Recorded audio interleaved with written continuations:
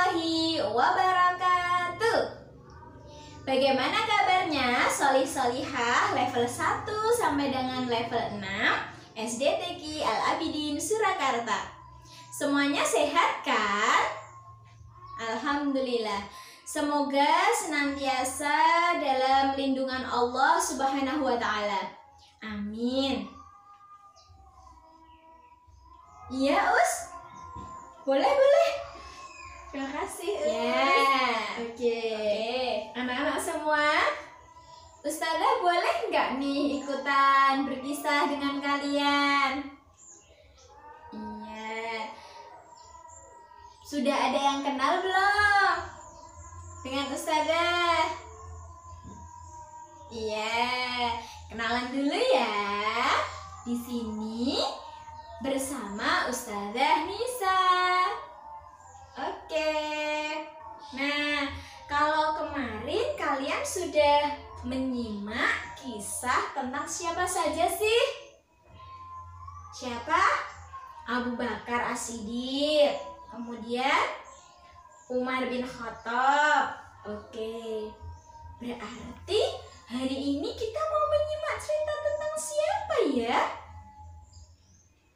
Oh iya, betul.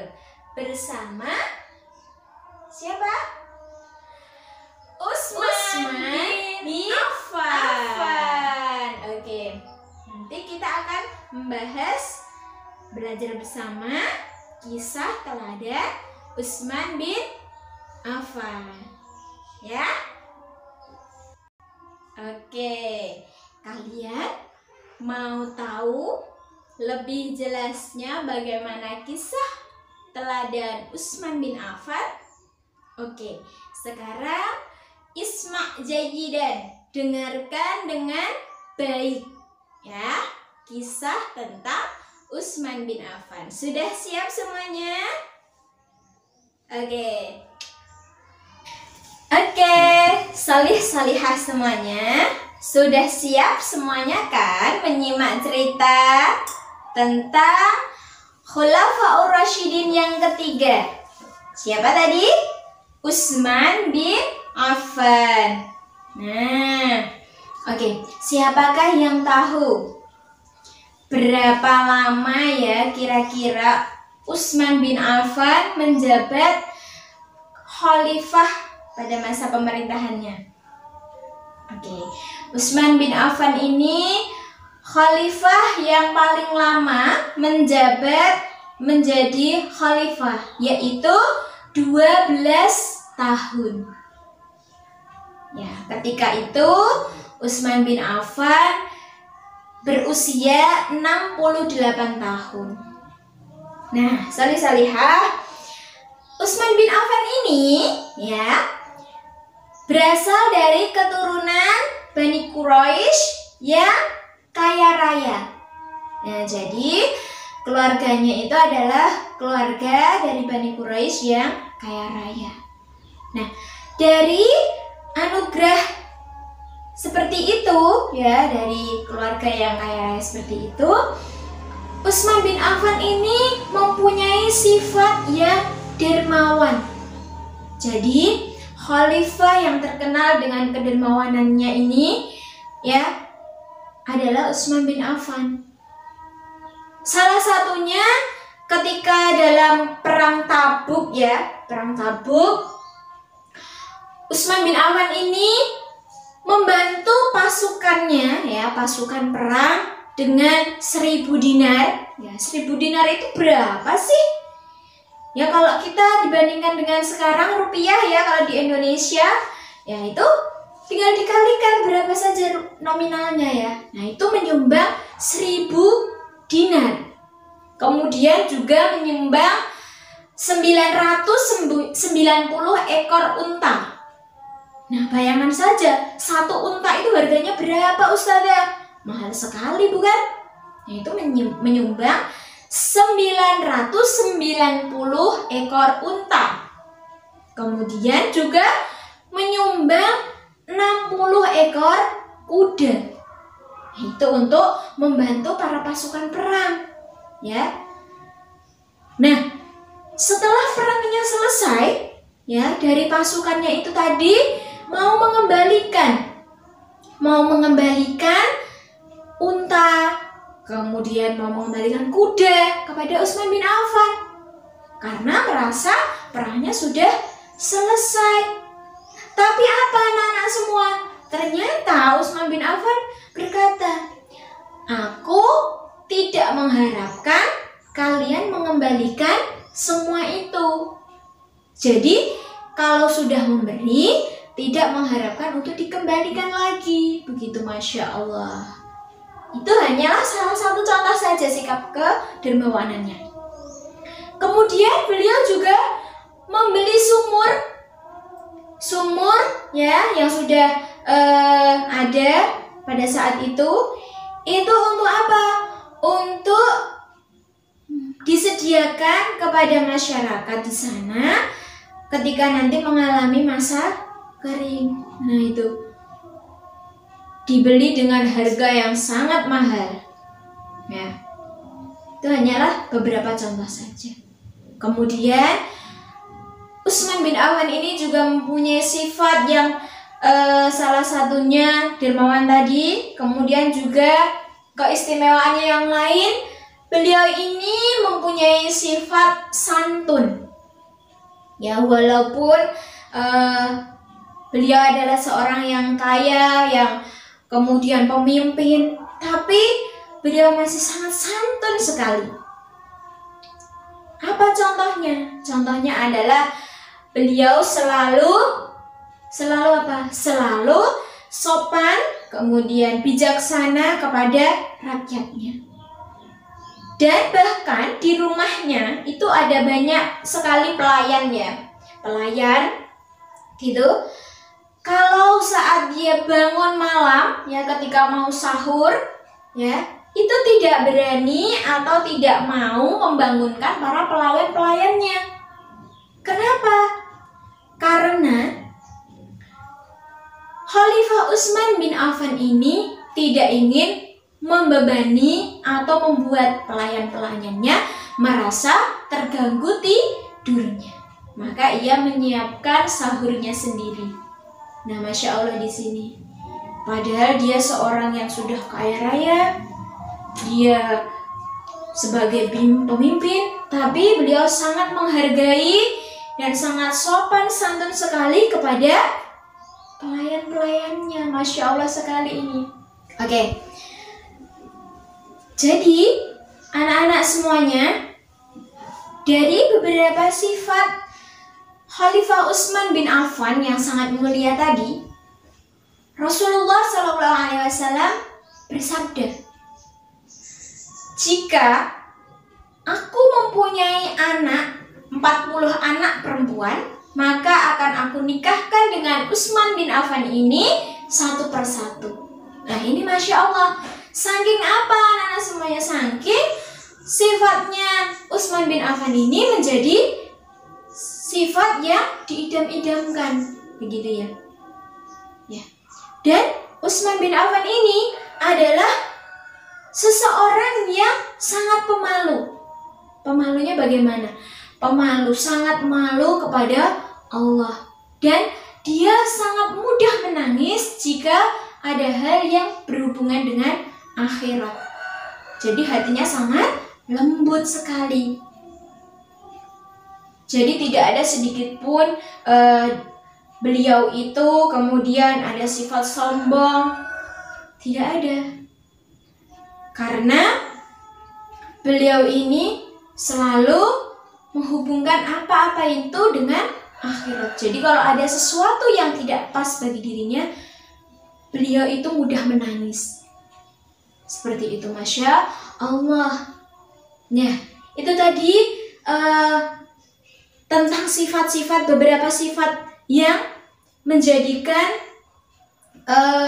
nama beliau itu menjadi sikap yang harus kita teladani. Nah, kemudian anak-anak solih-solihah, dalam masa pemerintahannya Utsman bin Affan banyak sekali yang beliau lakukan.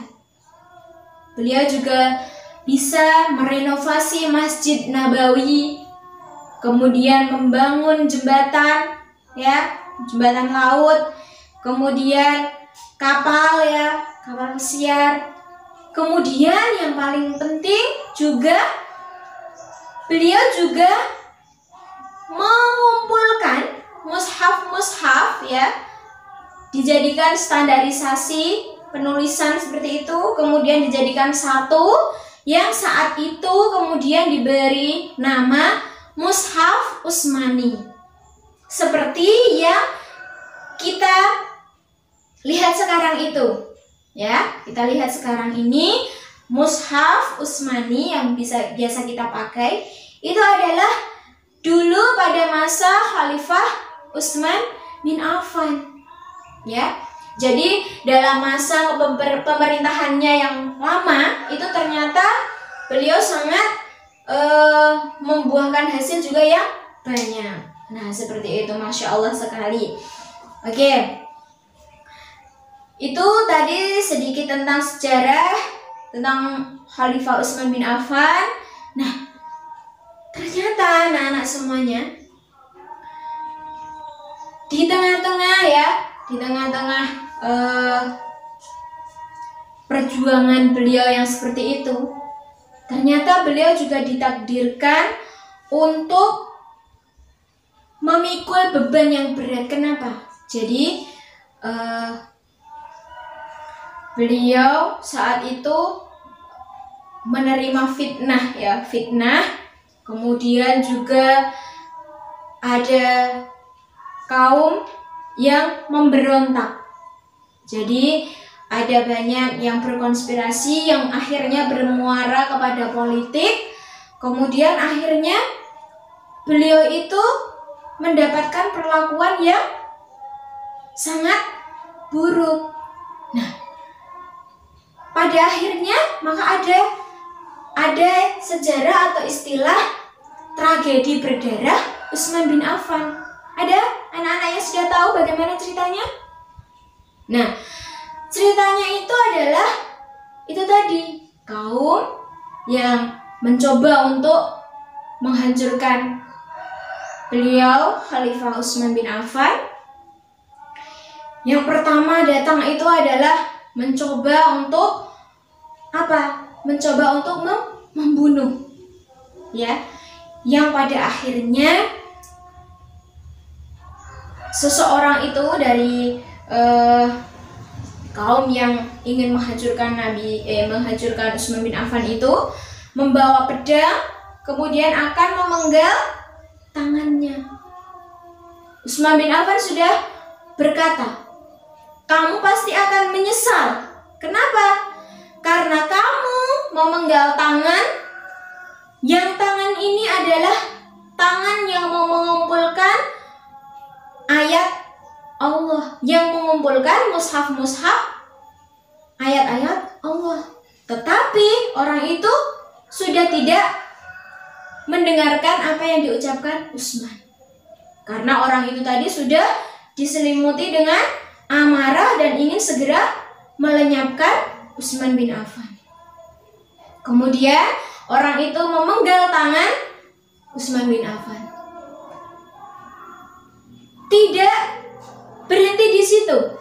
Ketika tangannya pun sudah dipenggal, ya, ternyata dia juga menghunjam tubuh Utsman bin Affan dengan pedangnya.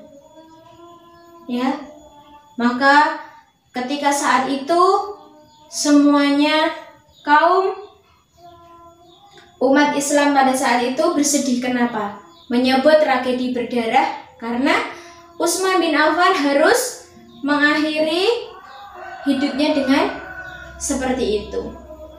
Nah, ternyata anak-anak semuanya,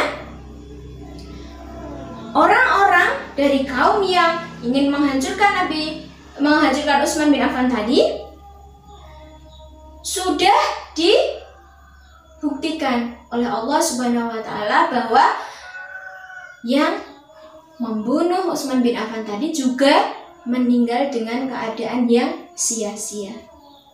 Ya, seperti ini. Nah, itu ada yang dibunuh, dihunjam. Nah, tuh.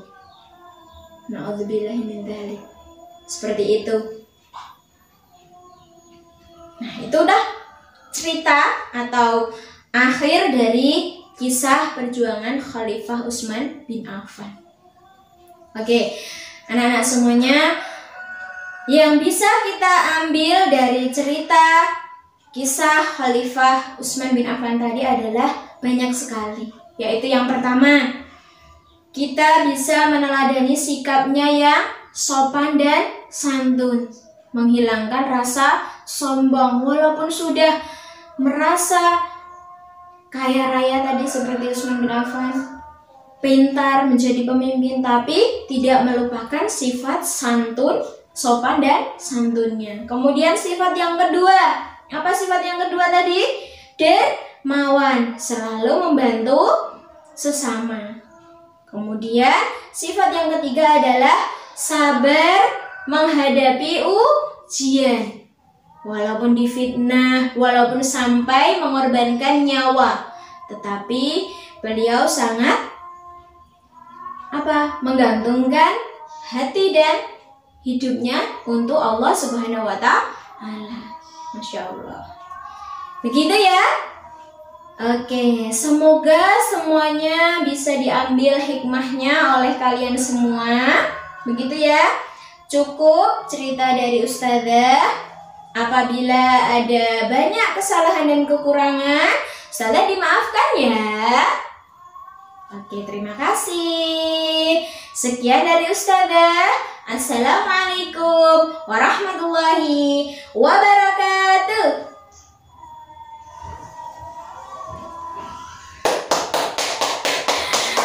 Oke, alhamdulillah. Seru banget ya tadi ceritanya. Bersama siapa? Sudah berkenalan kan tadi? Iya, bersama Ustazah Nisa. Iya, ceritanya bagus nggak teman-teman semua? Alhamdulillah. Tadi sudah mendengarkan kisah dari Khalifah Utsman bin Affan. Sudah tahu bagaimana keteladanan sikap beliau.